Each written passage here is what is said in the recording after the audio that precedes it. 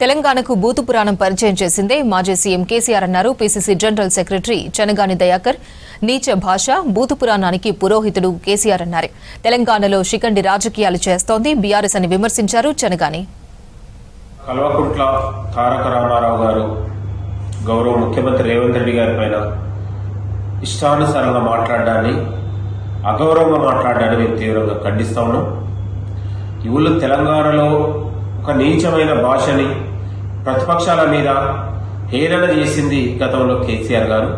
ఇవాళ ఇలాంటి బూతు పురాణాలకు పురోహితుడు కేసీఆర్ అనే విషయాన్ని మర్చిపోవద్దు. తెలంగాణలో 10 ఏళ్లలో తెలంగాణకు చేసిన అభివృద్ధి ఏంటో కేటీఆర్ చెప్పాలి. మేము అసెంబ్లీకి ఈ రోజు కాదు 10 సార్లు అసెంబ్లీకి వచ్చి చర్చించడానికి రండి, మీ ఆలోచనలు మీ సూచనలు ఇవ్వమని కోరితే కూడా ఈ సిగ్గులేని దద్దమ్మలు అసెంబ్లీ రావడానికి కూడా వాళ్ళకు లాగులు దర్శిపోయినాయి. ఎందుకు రావాలంటే వాళ్ళు చేసిన అవినీతి అక్రమాలు ఎక్కడ బయటపడితే అక్కడ ముఖం జాలకనే ఇవాళ అసెంబ్లీకి రావడానికి కూడా వాళ్ళకి చేత కావట్లేదు.